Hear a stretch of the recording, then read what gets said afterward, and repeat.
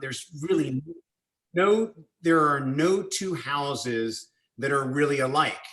Some have extensions, some don't. Some, have stoops, some don't. And I think that with COVID, there's been a renewed demand with townhouses, and I want to talk about it. And because it's a very, very specific market. And I was very excited to invite Terry and David because they are quintessential townhouse brokers who've have a tremendous amount of experience in this space. And, without further ado, I'd like to introduce Terry, who's here. Terry, how are you? Hi, I'm well. How are you? Very good. Terry actually lives in Brooklyn, has sold a tremendous amount of townhouses in Brooklyn, where Brooklyn, the townhouses are a much larger portion of the housing stock, right? Yes, I wouldn't say they're a larger portion compared to Manhattan, yes.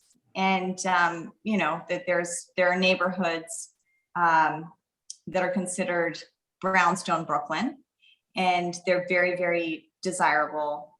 And they've been very stable throughout the years, very, very stable. And the increase in their appreciation has been very stable, regardless of what's happening in Manhattan. In Brooklyn, the townhouse market has been very, very consistent.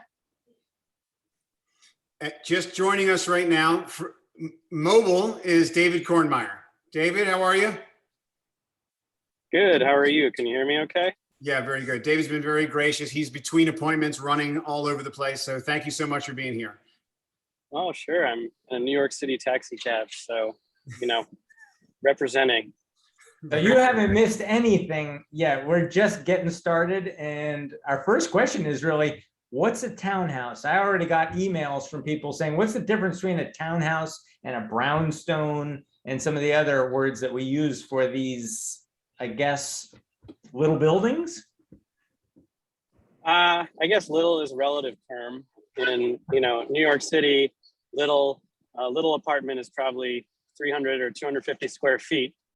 So, a townhouse, relatively speaking, in my opinion, has always presented great value in the sense that it's a lot of square footage for the money, again, compared to the 300 square foot studio you get for $500,000. So I guess, and Terry, again, always awesome to see you. Feel free to disagree with anything I say in case I screw it up. But basically, a lot of people use townhouse, brownstone kind of interchangeably. They're relatively similar, and there's different styles of architecture. I'd say, some houses have a limestone facade, which is generally in certain locations considered more appealing. And then some houses are actually made out of a particular type of stone, which is brown stone, which is these big sort of brown pieces of stone. Some are brick, but townhouse, row house, townhome are all basically sort of it's more semantics than anything else, in my opinion. I have to agree with you, David. A townhouse, a brownstone is a townhouse.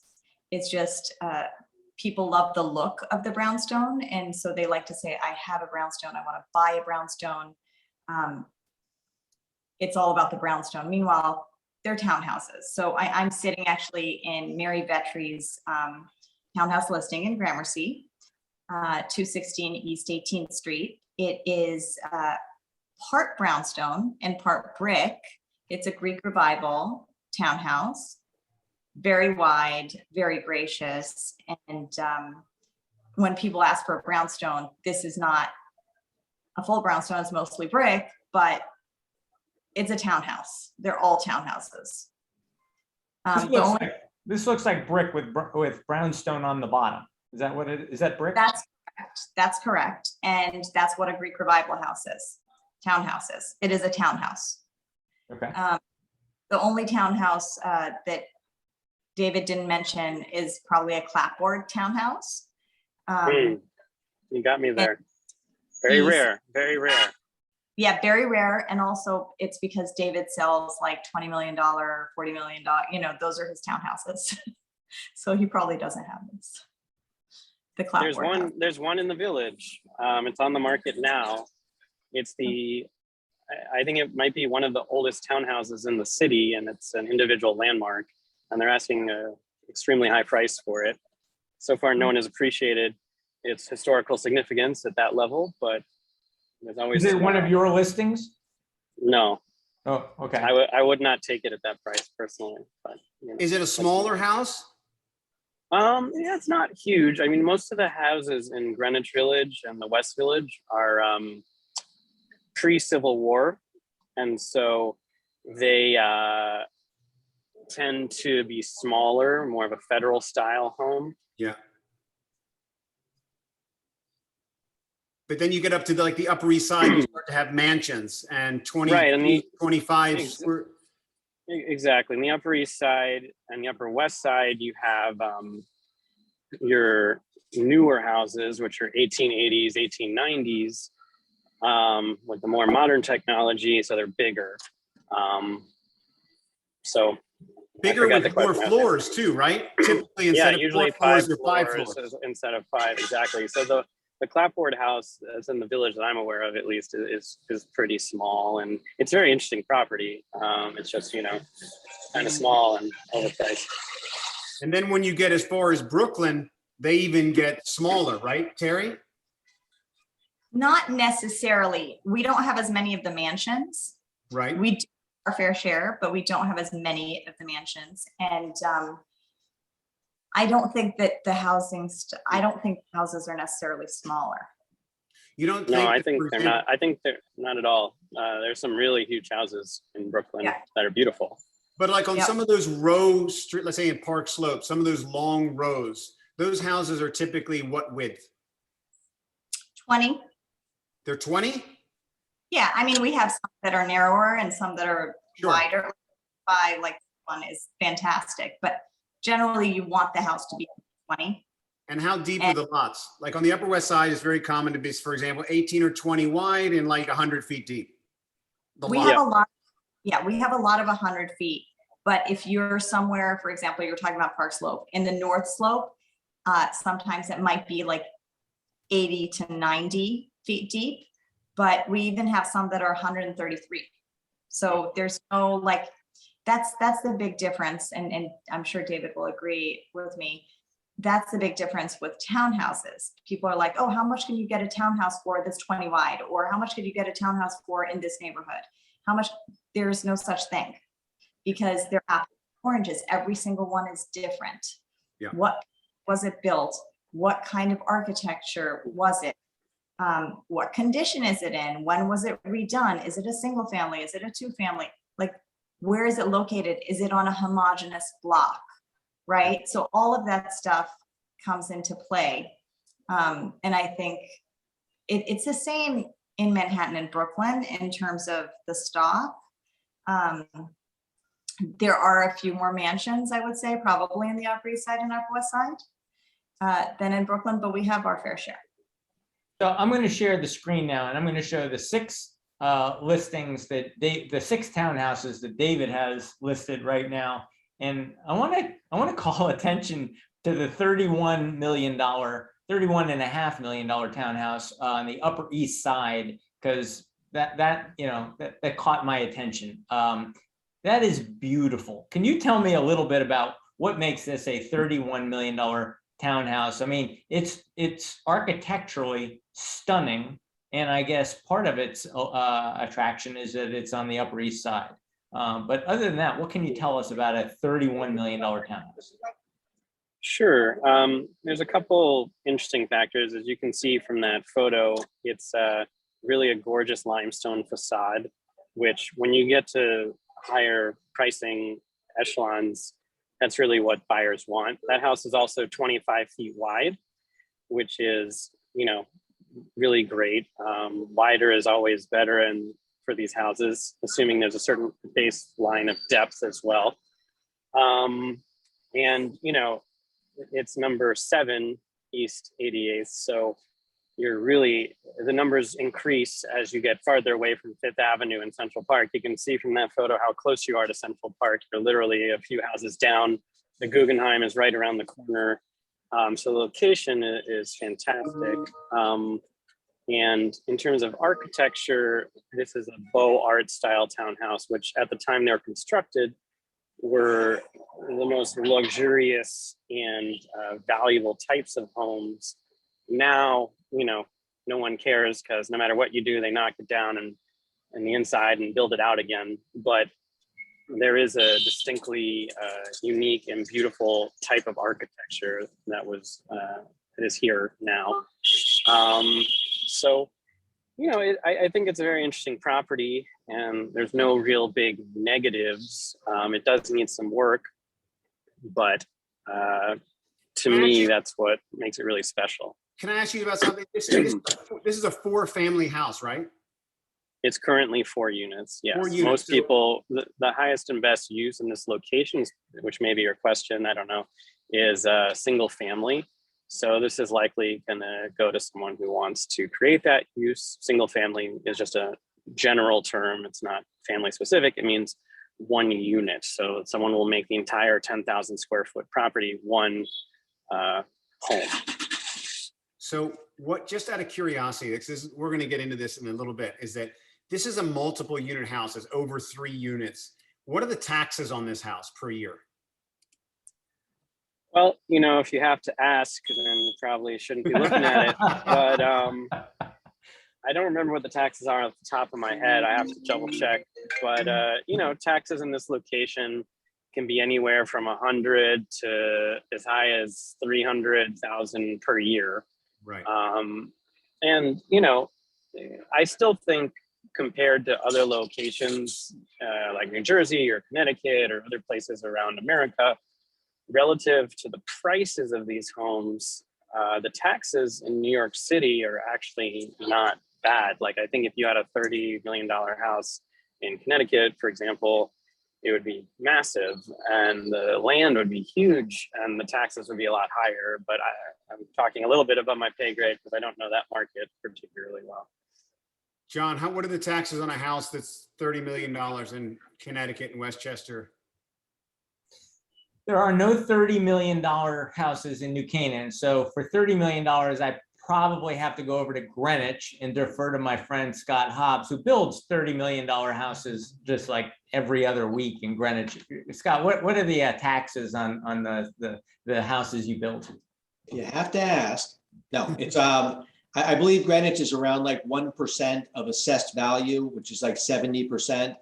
So a $30 million house would probably be assessed at like 21 million. So you're probably about 210, something like that, 220, that neighborhood. Competitive with New York City. Yeah. I was on this. So David, let me ask you something.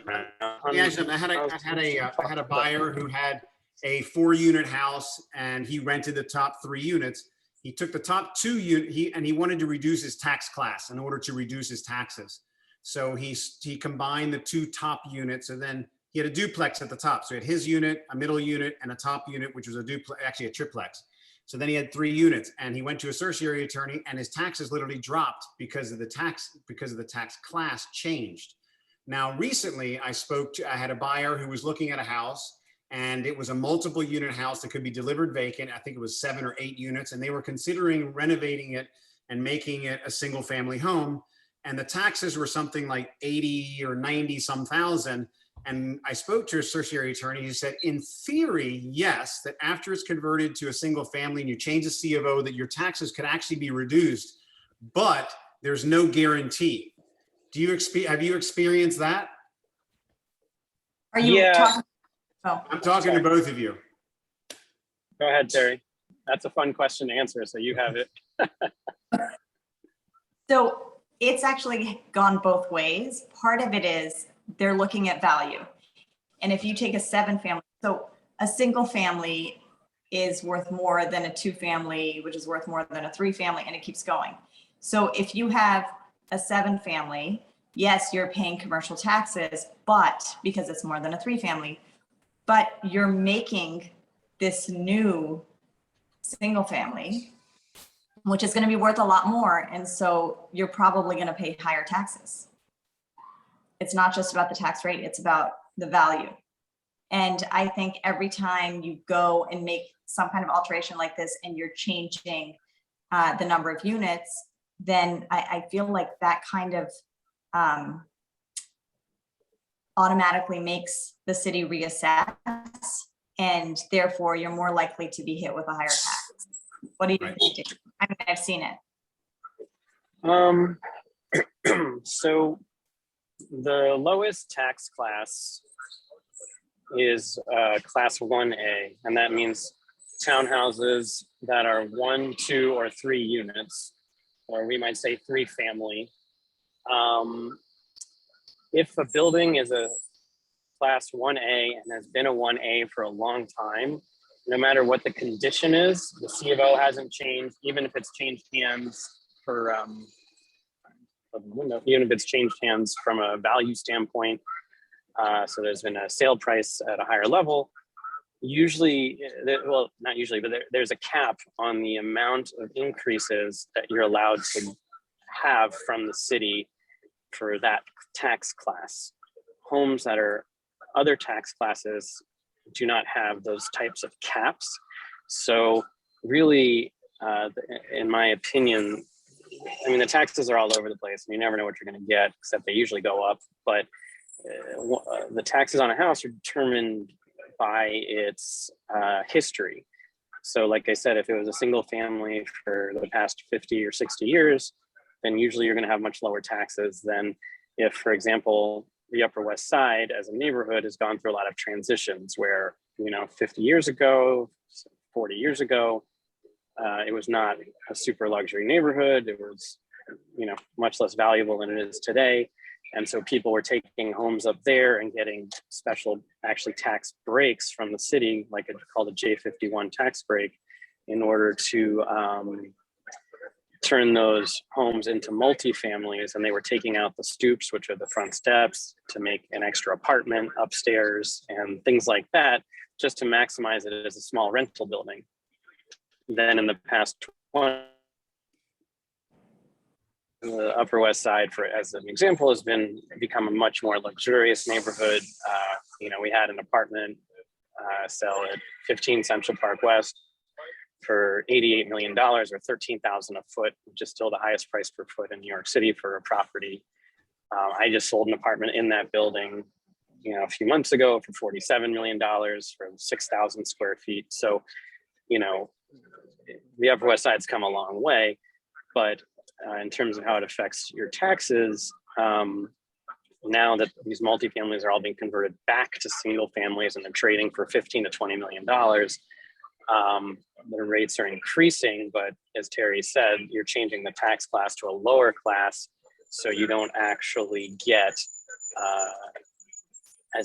there's a limitation on future increases. So the real thing you want to look at is what's your basis today, what's the history. And as Roberto said, when you talk to these lawyers who try and negotiate your taxes, and I hate saying the word certiorari because I always screw it up, I don't know how to say it right, but basically by the time you pay those lawyers, it's not usually worth whatever reduction you end up getting.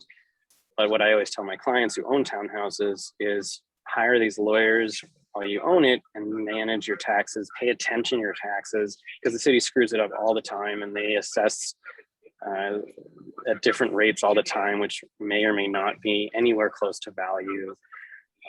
So it takes active management to keep your taxes low, or at least where they should be. That's great. All right, so some of the questions, one of the key questions is, how do you price something at $31 million? What goes into the pricing? One of the things I've heard is, well, is it brownstone? Is it limestone? I've also heard you talk about Upper West Side, Upper East Side, different locations. I've heard you talk about whether it's single family or multifamily, but ultimately those are only tools that get us they get us close. How do you price something for $31.5 million? Are there enough comps out there to give you confidence when you price at that level? Well, it's all relative, I think. And what I mean by that is, on the Upper East Side, for example, houses there, the most recent top sales have been about 72 to $77 million. Brown Harris Stevens did a $77 million sale a year and a half ago or 2 years ago, I guess, something like that. And that's the highest price paid for a townhouse in the city. And, 80 million is sort of the new 50 million for the Upper East Side. And so to actually have a $30 million house, as crazy as it might seem, is really sort of the upper middle class of the Upper East Side, ironically, as crazy it is. I'm from Maryland. I didn't grow up with money. So to say stuff like this sometimes blows my mind, but that's what it is. So, as Terry will say, I think as well, is you do your research, you try to figure out the data and get it as accurate as you can. But at the end of the day, you look at the comps, you try to assess it based on your experience. You look at the price per foot, the level of finish, the location, the size, all this stuff. And then you just do whatever the owner says, which is usually overprice it. So that's usually how it goes, in my experience. How often does that aspirational, they know and you can justify and you can feel and you can data, you do all your analysis and you're like, it's worth 25 and they say, I want to price it at 39. How often do you aspirationally grab somebody who just is at the right moment, who comes and you end up at a deal at 34 and you're like, they're paying way too much? Terry, you want to get that one? So the question is, how often do you actually get that aspirational price for your client? Is that correct? Just on something like that, where it's it's actually difficult to price in some ways because you don't have a big data set, and it really is, it could sell for 26, it could sell for 36, and it depends who's there and who's coming at that moment, and if they've lost on 2 or 3 other things, and they're like, I'm not losing this one. Or, yeah. Well, so I think a lot of it has to do with the people who are in this realm where they have so much money that does 20 or 30 million dollars make a difference? I don't know. If that's the house that you want, does it really make a difference? Do they care even if they overpay for it? Probably not.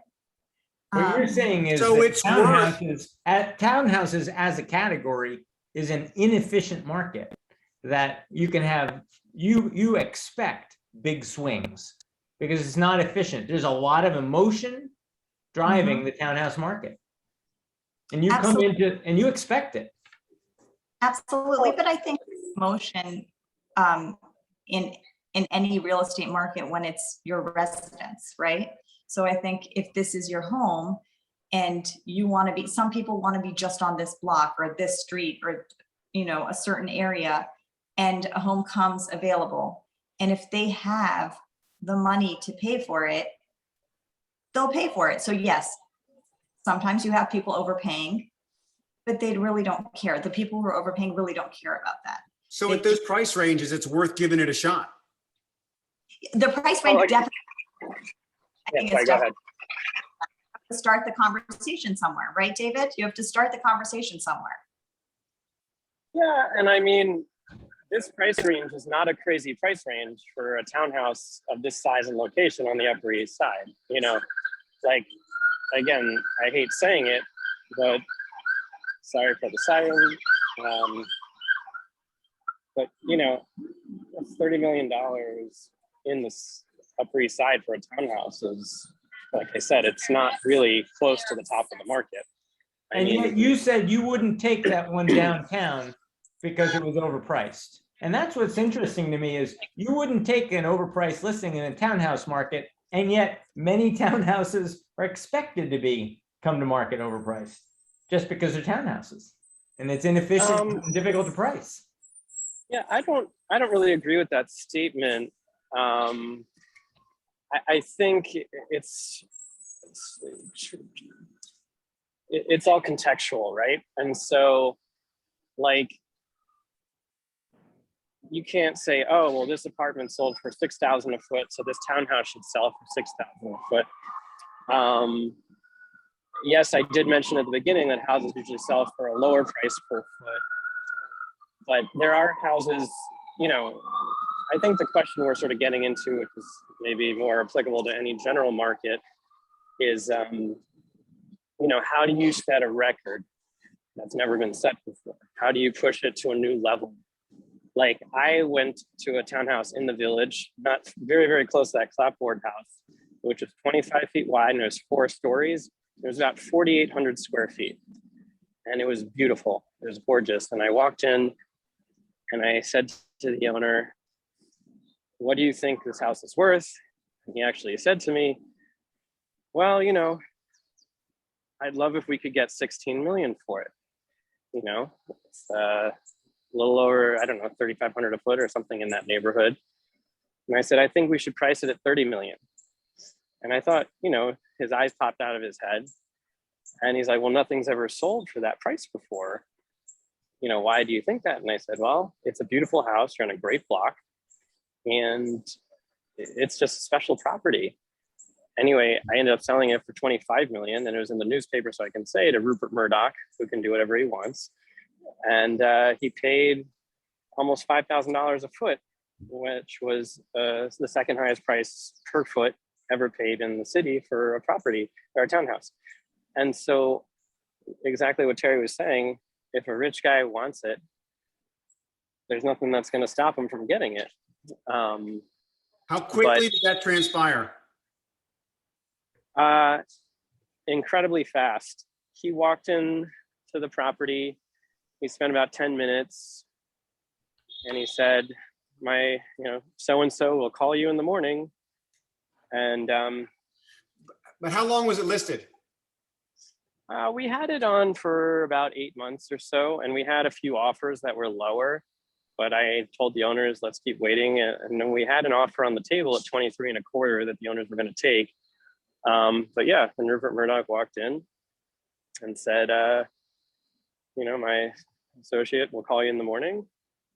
Offered 25 million, send me a contract, and he closed in, I don't know, 2-3 weeks, all cash. I love it. I love a story when an agent is $25 million right. I love to hear that. So Yeah. can we talk about how the market has changed? In the early, at 2010, 11, 12, 13, the townhouse market was building and building and building. And it kind of peaked at 2015. And I think it's because there was so much, there was so much new construction with you could never find, and one of the reasons why townhouses were so popular is you couldn't find that size. You couldn't get 4,000, 5,000 square feet in an apartment. So you had to look at a townhouse. But then finally developers started to become smart and they started to develop quote unquote family-sized apartments, large spaces. And then these spaces also, they had doormen, they had amenities, they had pools, they had everything. So that started to take away some of the buyers. But as everything started to, so that took away the demand for townhouses, correct or no? So, Go ahead, Terry, sorry. okay, that's okay. So I think what happened is, a townhouse buyer is not just a buyer because of space. I think, again, David works in a realm that he needs to talk about that realm, but a townhouse buyer wants to have independence. A townhouse buyer wants to have the townhouse. It's not just the space. So I do think that, yes, there was more competition when the developers built these, as you said, family-sized apartments, but also someone who's buying that was probably not a townhouse buyer, but they want their packages. Maybe they have a second home or a third home, and they want to be able to lock the door and leave and not worry about anything. They don't want to take out their own trash, and they don't want to have to deal with being like right on the street. You open your door and you're right on the street. Of course, David will probably talk about people with butlers and housekeepers who create that barrier. But Does Rupert Murdoch have to take out his own trash? Wait a minute. What?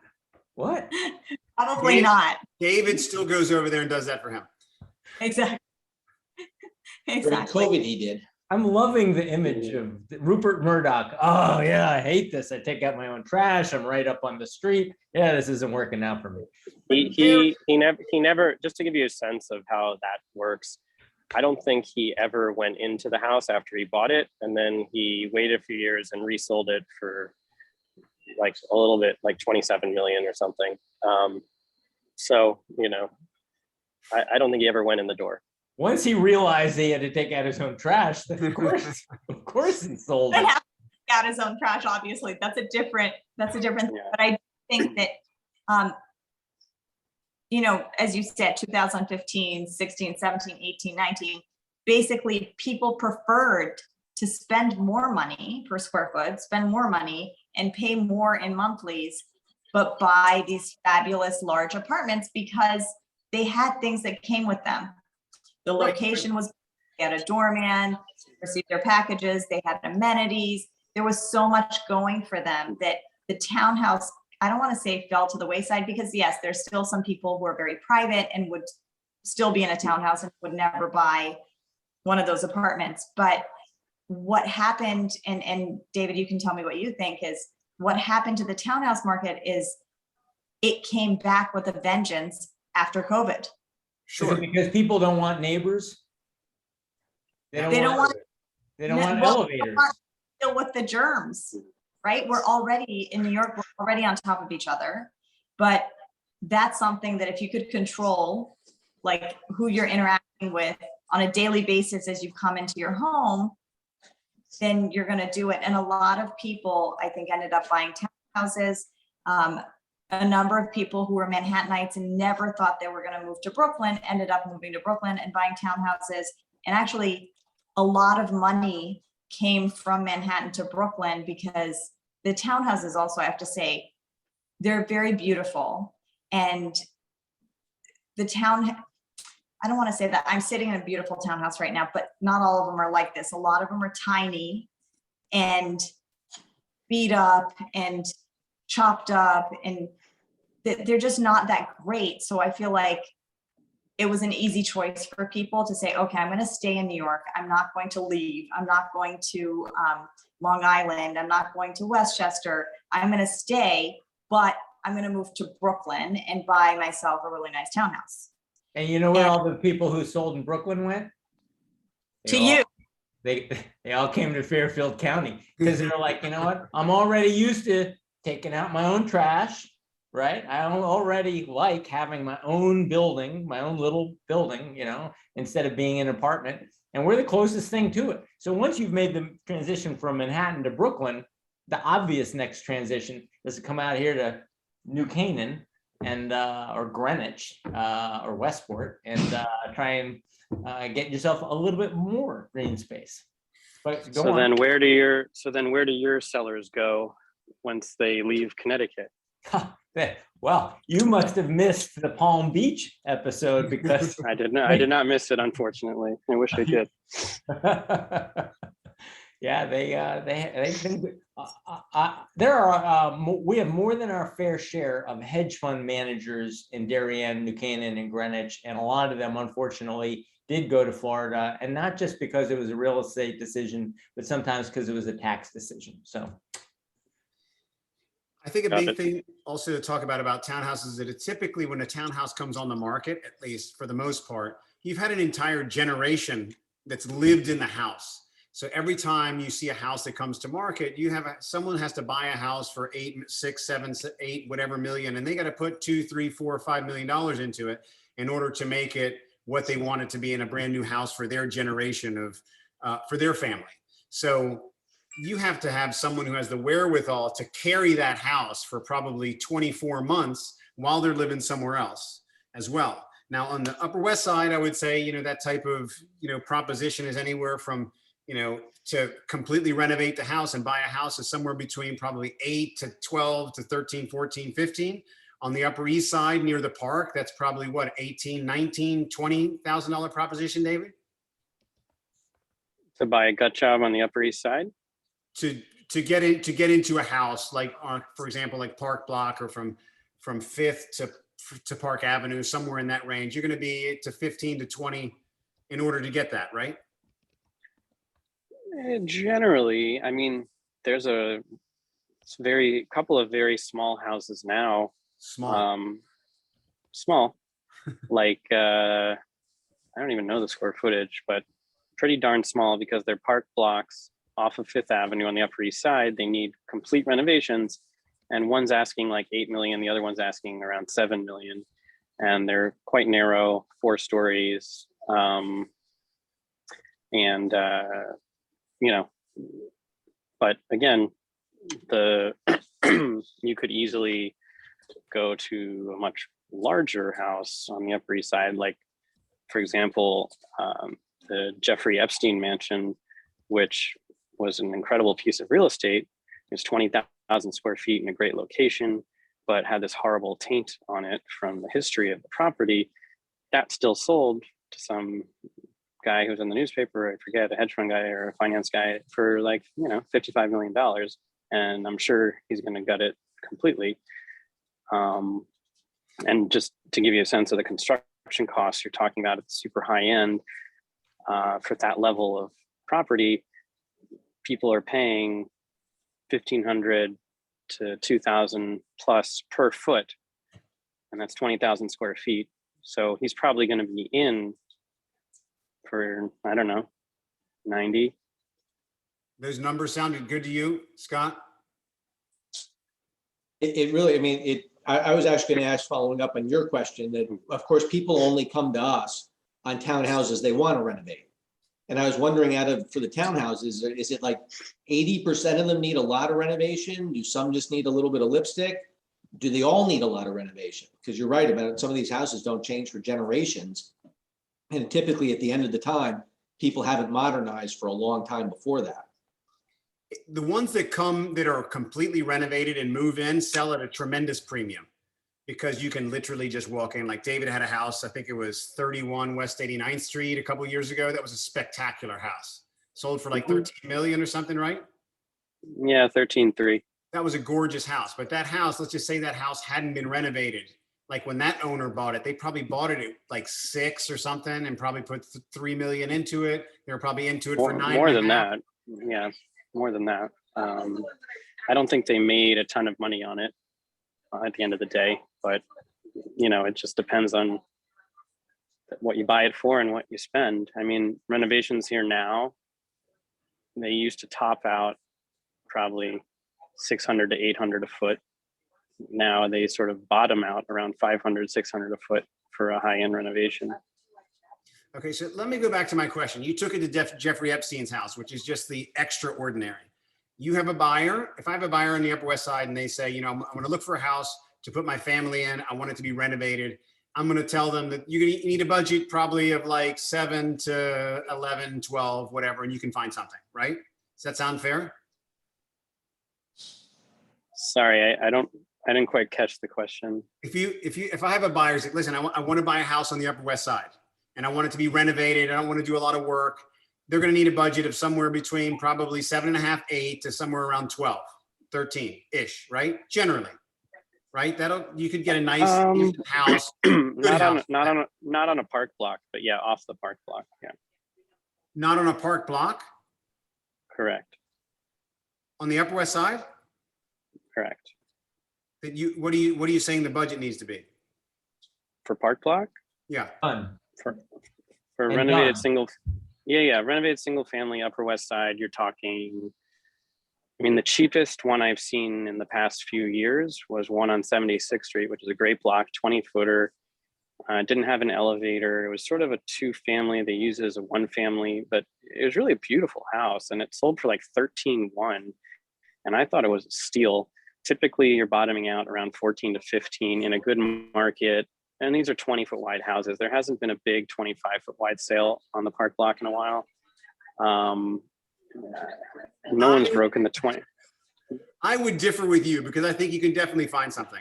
But on the up, I would say a renovated single family on the park block for $12 million. Yeah. Tell me where it is. Show me. I would love to. I have buyers right now. I'll send you some stuff. I could find it probably now because I have buyers looking and there's things at 10, 11, 12. But they don't want to spend 10, 11, 12. They want to spend 8, you know? So I just wanted to make a comparison. So the Upper East Side, that scale jumps really 16 to 25. And then what I wanted to get to was, Terry, like in Brooklyn, what do you need? What sort of budget do you need to buy, you know, I want to have a townhouse in Brooklyn? Is it because it's like 4, I mean, it's like 4 or 5 million, 6 million, right? It depends on where in Sure. Brooklyn. Sure. So, and I work in what we call prime Yeah. Brooklyn. So for there, yes, except where it depends on exactly where and the condition. But if you're looking for completely renovated, and on a nice block, you know, nicely renovated, newly renovated, you're definitely looking for more than that. You're looking for, I mean, minimum 6-ish, minimum. So if I'm your buyer and I'm saying I'm looking for Terry, I'm looking for a renovated house. I'm so glad I met you. You know, what is it going to take for me to get a really nice house? I got, you know, 4 kids, and you know, I want it to be. I don't want to do any work. I need to be around 6 as a floor. Ish. Yeah, Because I get it. depends, and that's what I want. I think with David, what he's talking about, there's renovated and there's renovated, right? And Exactly. a lot of people think that they've renovated the place and it's, I renovated, but you renovated it 8 years ago. You renovated it years ago and it wasn't done, right? So what David's talking about is probably something going down to the studs or like everything being rebuilt, right? And high quality. You can pay, just like, you know, you could pay what, $60,000 or you could pay $500,000 for a kitchen. Is the place you're in now renovated? Because I'm looking at the ceiling and I'm saying, oh, somebody's already gone to the trouble of wiring that townhouse, you know, with with modern electricity. But you're saying that could have been an older restoration. 100%. This house is a very old house. It's from the 1840s. It has history. So like a buyer who cares about that history and cares about the detail of this house would love that, and they wouldn't touch that, but they would go behind the walls and of course fix everything in the basement, redo everything, all the plumbing and all the electrical and everything else that goes with it, and of course the fixtures, but really the detail of the house is what makes this house so special, I think. So what I think David and Roberto are talking about, it's like a little bit, it's a slightly different level of finish, different quality, you know, and like David said, he's from Maryland. I'm from Maryland as well. I'm from Maryland too. You are? Yeah. Great people from Maryland. Potomac. I'm from Chevy Chase. Hagerstown, Maryland. I'm from the Redneck Riviera. Okay. Chevy Chase, but when my parents moved there in 1976, it wasn't very fancy. Now it's very fancy, but you know. It's very fancy. It's very Yeah. so anyway, so again, like I could live in a number of these places where I sell or I have my clients come in and look and they'll redo everything. Yeah. But I don't need that. So it all depends on the level. And some people are willing to pay, and David, you've done this and seen it. People are willing to pay top dollar and will only buy a place that's completely renovated, and then they gut it. They buy it done and then they gut it. And Yep. and something that somebody did, like an owner did for themselves, is very different than what we call a developer job, right? So, and I'm sorry to Scott, but I'm a there are, custom guy, so He's a custom guy. I'm right there. I'm right there with you. You're 100% right. okay, thank you. So it all depends on what you're talking about, and it's not, you know, the finishes are so important, the architecture is so important, the layout is so important. Every bit of it is important, and to restore a house is actually, it costs more than to get rid of everything and build new, right? So those things all come into play. There's no like, oh, okay, you can buy a place for this much money. It depends on who you're talking to.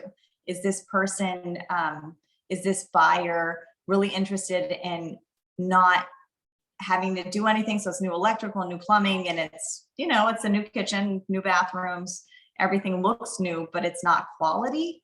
Or do you need someone who's going to walk into a place and feel like this is fantastic? It's kind of like the Coach Prada thing, right? Do you want a Coach bag or do you want a Prada bag? They could both be leather, they could both be the same color, they could both fit the same amount of things, but they're going to be a very different price, different style. They're different. It's the same thing with townhouses. There's not one size fits all. So I think, Roberto, your clients can definitely find a house. It's not going to be the same kind of house that David's talking about. Yeah, I hear you. I hear you. I hear you. Where's the deal in the market? Some people are feeling like they've already missed out. But if I got 25 million or 50 million dollars burning a hole in my pocket, and I feel like, you know what, it's already been picked over, all this stuff, you know, there are no deals to be had in Brooklyn. There's no deals to be had. There's no deals to be had in the new development, you know, penthouse. I mean, are they wrong? Can you tell me, is there a neighborhood that I could be looking at where I could actually get a good buy and renovate it and be happy with my resale value in the end? Or is it, yeah, is the townhouse market overheated? Is it still a good investment? I think it's always a good investment. As my friend Frank Aarons at Element, he used to say, you have your hand in the dirt with a townhouse, as opposed to most of us who live in apartments. We're, you know, we have a piece of sky, we're somewhere in there, but we don't own the land that we're on, and you can't make more land. So I think a townhouse is actually a fantastic investment. In terms of where in the market, it's not a neighborhood, but I would say the area of the market right now that's the softest are townhouses in need of work, because everyone hasn't been living really the way they would have liked to during the pandemic, and they want their lives to start. They don't want to go buy a townhouse and then do a renovation for 3 years and then move into, like, what's going to happen in 3 years? Who knows? 3 years seems so far away, and they want to live now. They want to enjoy it now. So you see bidding wars for done houses, and you don't, like, you see all of these houses that are sitting there that are not done. They're, you know, somebody's going to have to buy it and fix it up, or somebody's going to have to buy it. It's a 3-family. They have to make it into a single family. Like, there's a lot of work. That's where I think that I guess any kind of bargain would be right now. David? Yeah, and I don't know the exact right way to say this, but Terry is so on point with that, and so, like, she's so correct, and I've seen it myself, and other brokers have been complaining about it, and like so right on. How does it need work? If you're willing to do the work, great. The problem is there's a labor shortage, there's material shortage, and she said it in a much better way than I've said it, and it changed how I think about it a little bit, but she's exactly right. We both sort of have the same conclusion in that I say, you know, in times of, you know, trauma, like this is a very traumatic time, generally speaking, is still in the city. We're not fully past the COVID. So I think people tend to see the future more pessimistically than they do when it's a boom market and everything's great. And so if you see the future more negatively, then you're not going to want to bear more risk. You're not going to want to say, oh, yeah, let's go and buy this house and it'll be great in 3 years, because that's just not how you see the future. You're like, exactly what Terry said. I want it now. I don't want to do anything. And especially when you're talking at these bigger numbers, you know, 10, 20, 30, 40, 50 million, you know, these people can do whatever they want. They don't have to be in New York. They could be in Aspen. They could be in the south of France. They could be in Australia. Wherever they want to go, they can go. Wherever they want to live, they can live. Whatever they want to have, they can have. And they want it now. Because, like she said, who knows what next year's going to bring? I sure as hell don't know. Yeah. So, you know, in terms of, yeah, you can get a deal on an unrenovated house, but then you got to renovate it theoretically, or carry it at least. So yeah, I think someone who's willing to find the right thing and go through the work will probably knock on wood, be rewarded, assuming things continue in a similar positive direction as they have the past year.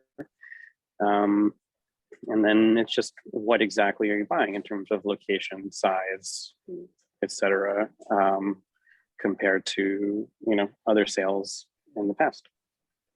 Scott Hobbs, I just got a great deal from Terry and David on a townhouse that needs work. Can you make it awesome in 18 months, or is that just not going to happen now? The work itself, yes.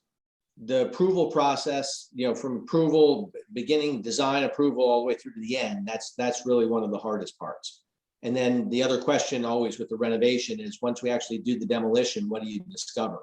And unfortunately, especially in some of the older houses that have not been renovated recently, you can discover some things that are real head scratchers and can delay a project substantively. But I'm Rupert Murdoch, and money is no object, and I want to live in it in 18 months. You're telling me that even Rupert can't always get what he wants? Well, remember, New York City, they especially if it's a landmarks building, no, he can't. But in New York City, it's just the wheels of approvals in the government and Con Ed all move slowly. Once the approvals are given, though, there's a lot of stuff that can happen very quickly. And a nice thing with the townhouse is you can actually work a lot more hours. I mean, a problem inside of an apartment building is, you show up at 8 and you're at the elevator at 8 and you're not up to the apartment until 9 or 10, and then you got to start getting out at 2. And so you can't work on the weekends or any holidays. Whereas on a townhouse, you can actually, 7 o'clock till 7 o'clock, and you can work the weekends, and as long as you're not disturbing the neighbors, a lot more can happen. So townhouses do have an advantage that they can move quicker. And furthermore, everything Scott said is exactly right. On top of that, in a co-op or a condo, you need to get the approval of the building. And maybe your dog got in a fight with your neighbor's dog, and now your neighbor who sits on the board is not going to approve that new nightclub room that you were going to build off of her bedroom, or whatever. So it's like tons of approvals. And I have clients who have renovated houses and taken 5 years to get their CFO, not because they did anything wrong. It's just stuff happens. Yeah.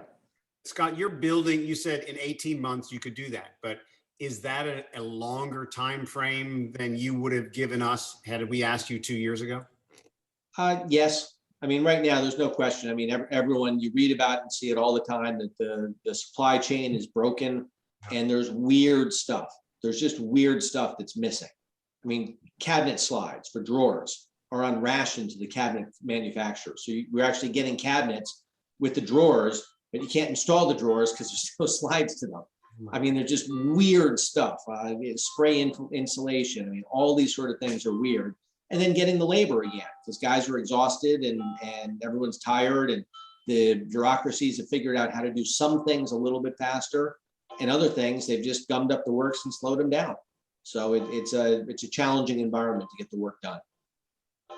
How much more expensive would you say it is to do a renovation now than it would have been 2 years ago? Like if someone had to spend $2 million to renovate X 2 years ago, what would you say that is now? I mean, it's obviously it's a projection.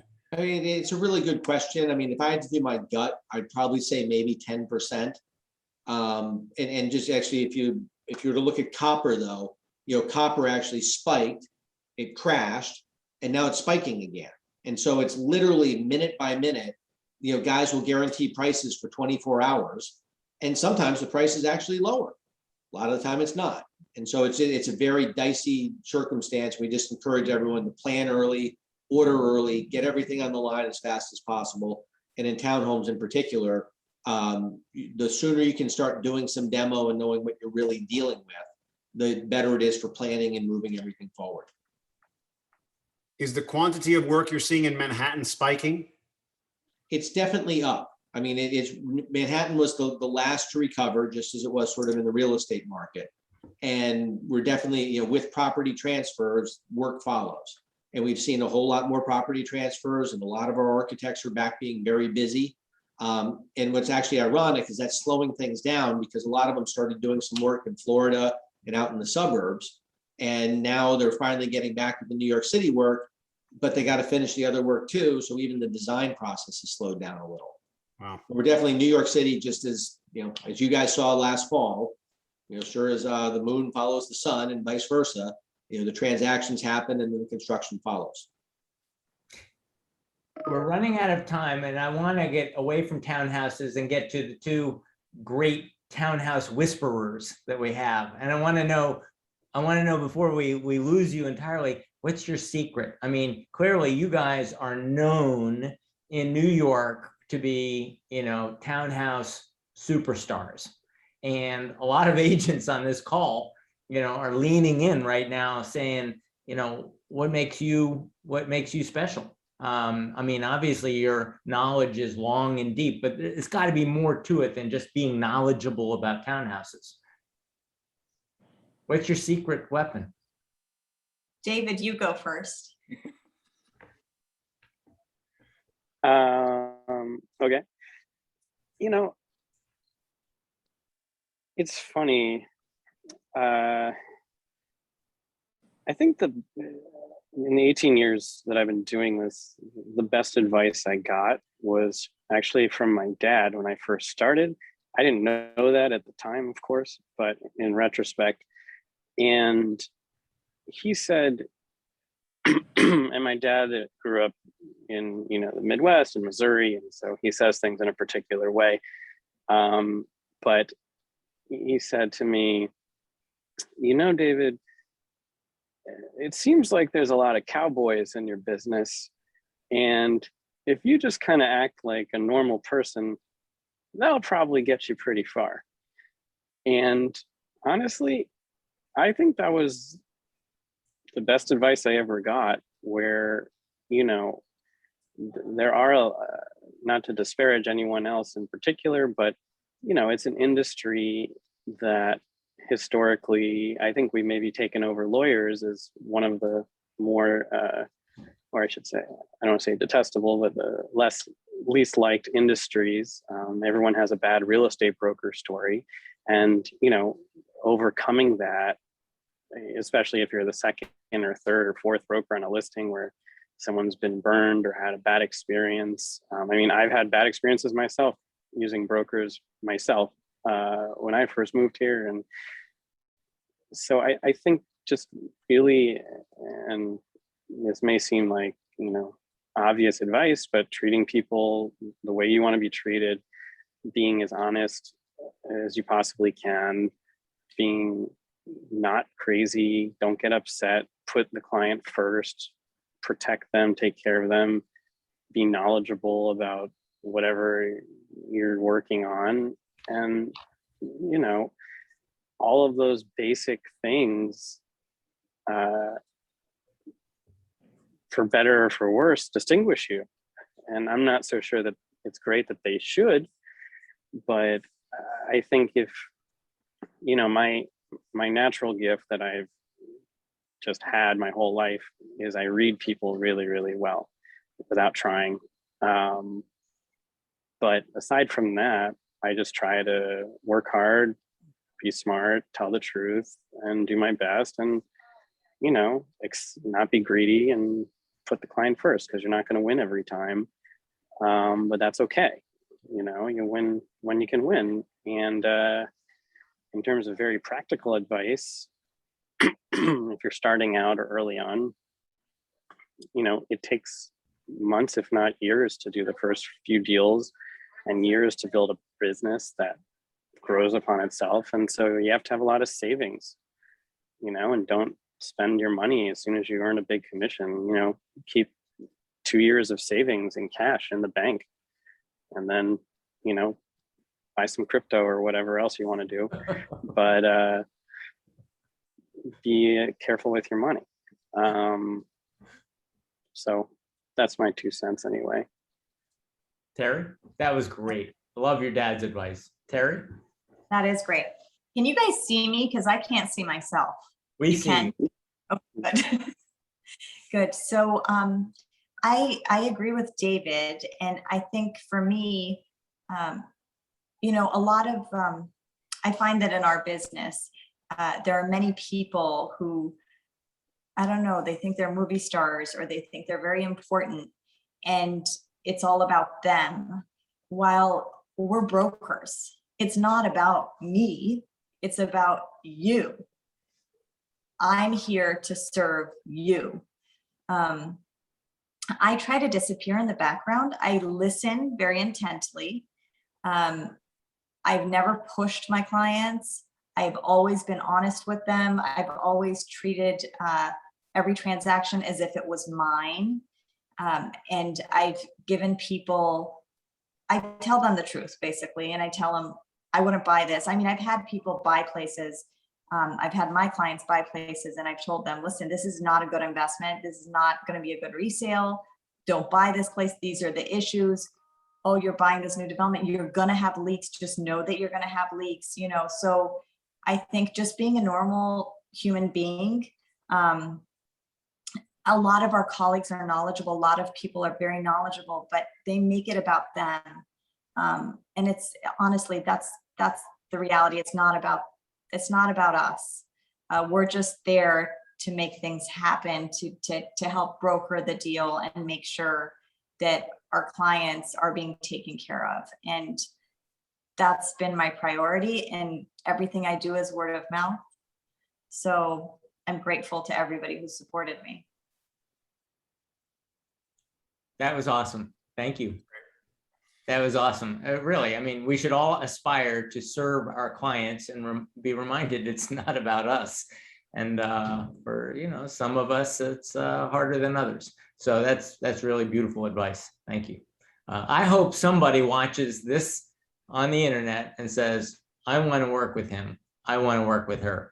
Because he's not a cowboy, and she's here to, you know, she's here to serve and give me advice, you know, for me. So I think that was great. Thank you. Roberto, any parting words? I just want to say thank you so much to both of you for joining us, really. You guys were my first choices and you came. I know, David, you have a wedding to go to and you're on the move. So please tell your girlfriend I apologize.